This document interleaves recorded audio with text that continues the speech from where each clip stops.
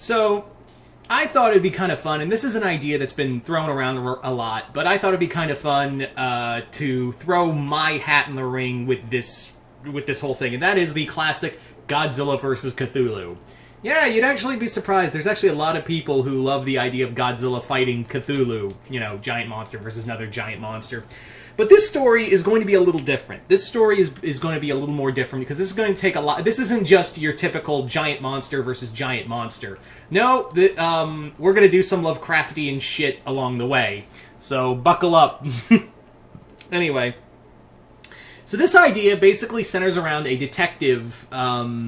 This centers around a detective in modern day Japan by Detective Kirigiri.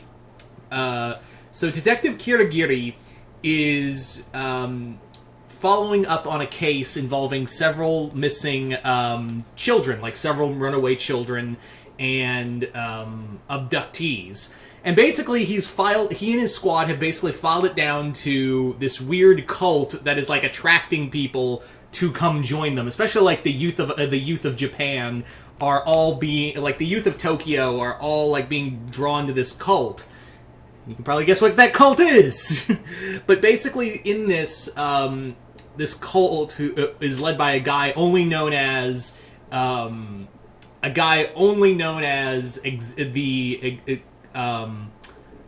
observer, and the observer basically he's bringing all these people in together, and it's like young and old. Sometimes they kidnap people and sacrifice in the name of their great god. So the story starts out with a raid by the Tokyo PD, and it's already going to go sideways already. But what happens, what really stops the cult from being disrupted, is Godzilla attacks Tokyo. Godzilla attacks Tokyo, and specifically, he attacks the building that the cult was in. So, most of the cult either gets killed, and the leader, the observer, gets away. Like, he just gets away, along with several of his cult members. They do arrest a few of the cult members, but Kirigiri is mad that he didn't get the main guy. Like, he just disrupted it, and he's just mad at Godzilla for ruining it. But what's interesting is that later he finds out that yeah, Godzilla attacks Tokyo. What else is new? And he's like, no. This is weird because Godzilla seemed to be on a mission. He came up on land, didn't attack any building. He destroyed buildings on a path, but he specifically it's like he singled out that building. Like he singled out that building you were in. He's like, maybe Godzilla hates cops, and to which his guys are like, or maybe he just really didn't like the cult, like you. So, yeah. So the cult is, obviously the cult of Cthulhu, and Kirigiri goes on this, rabbit hole of discovering more about Cthulhu. And the thing is Kirigiri mentions that he's like, I didn't care much for our culture's religions and superstitions. This is an outside force. What the hell am I supposed to do here? This is even, weirder. And why is it happening here in Japan and not, some fucking European village or somewhere in America? Why is it here? Why? And his, most of his squad that are investigating the case are basically maybe that's the point. Maybe people know too much about the powers of that cult that they migrated here because no one would notice. Maybe that's the case. And yeah, as they're talking to some of the cult members they captured, they're talking about the one behind the veil, the great dreamer, the one who is above, the one above God, and the one above all of these. And he sleeps now, but he will arise and defeat the challenger. And yeah, as Kirigiri's reading more about this, he learns about Cthulhu, he learns about the Great Old Ones, and essentially one thing that's bothering him is who the hell's the challenger? So as Kirigiri is digging down the rabbit hole and kind of losing his mind about learning more about the power of Cthulhu and whatnot, is that he finds out that the cult of Cthulhu is not the only thing out there. There's a cult of Godzilla, too, and they capture Kirigiri, and it also turns out some of the guys in the police force are part of this cult of Godzilla, and it's been a secret occult war between the cult of Cthulhu and the cult of Godzilla, who have been here since 1954 when the first Godzilla attacked. Yeah, Godzilla's had a cult running the government of Tokyo and the whole of Japan since 1954 when the first Godzilla rose from the sea and attacked Tokyo for the first time. And you may be thinking, holy shit, that's weird, why would they worship a radioactive monster?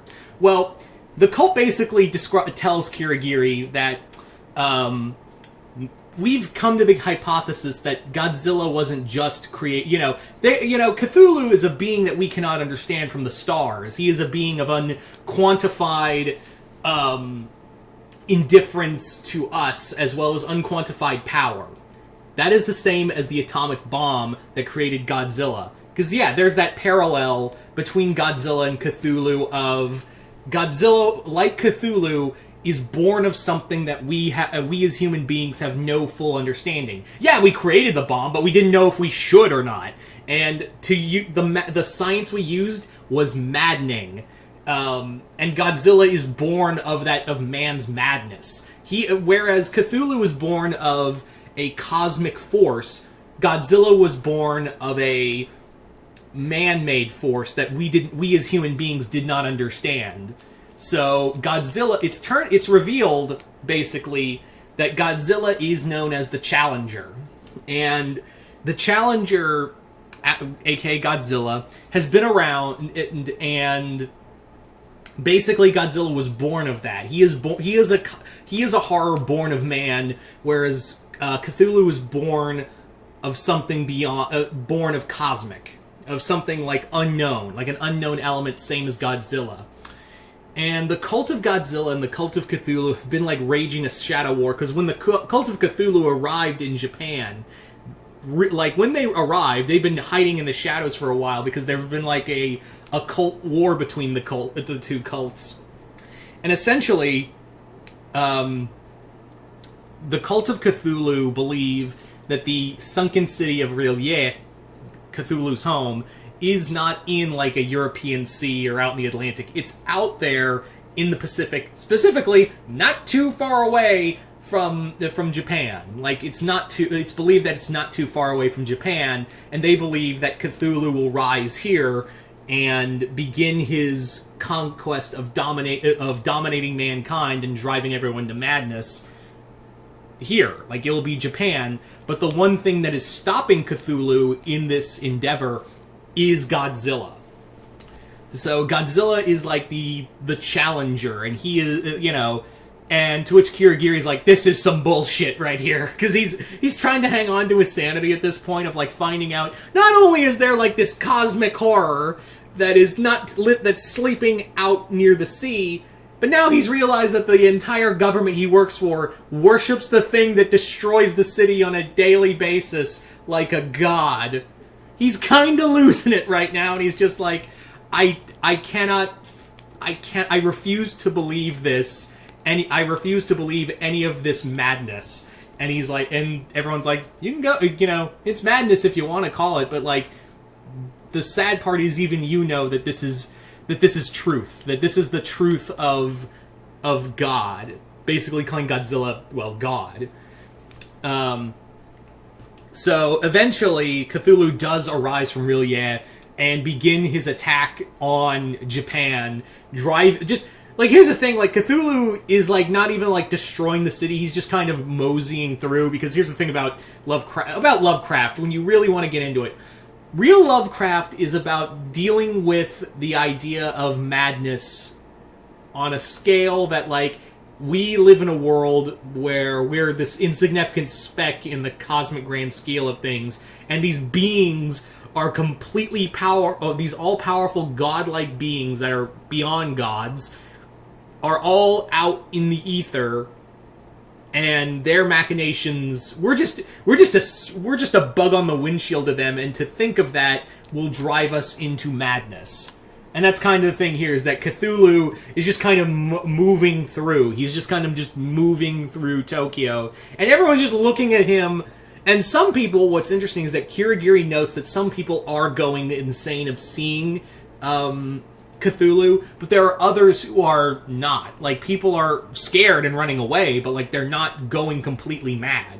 Turns out there's a reason for that. Reason being is because Godzilla, the cult of Godzilla basically tells them the Challenger, our god, has basically strengthened the mentality of our people by attacking the city so many times. And he's like, are you telling me you fuckers are letting Godzilla attack the city? Like, you've built Mecha Godzilla, but you don't. That's the real reason you don't kill him, is because you want to. You just want to desensitize people for when Squidhead shows up. What the great good fuck? And that's like really the straw that breaks the camel's back, because at that time Godzilla arrives, the two fight, Godzilla and Cthulhu fight. And yeah, Cthulhu does put up a fight, like even going into, like, his tentacles reach out and, like, insert themselves into Godzilla's head, and, like, Godzilla's, like, being attacked on the mindscape. But what Cthulhu didn't expect is that Godzilla's mind is not a fun place to be. It's racked with pain and rage and everything. So Godzilla, like, suddenly Cthulhu's, like, freaking out, like, because he's starting to catch fire. And they're like, what the hell's happening? And he's like, Godzilla's mind is of fire. He burns. And Godzilla just puts an end to Cthulhu,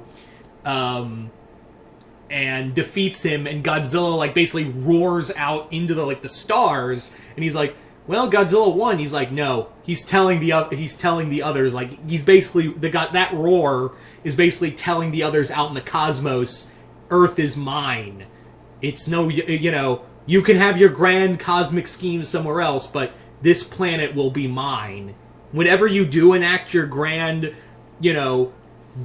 burning of the universe or reset or whatever the hell, this will be my world. Like, this will be mine. And if you got a problem with that, come talk to me. Yeah.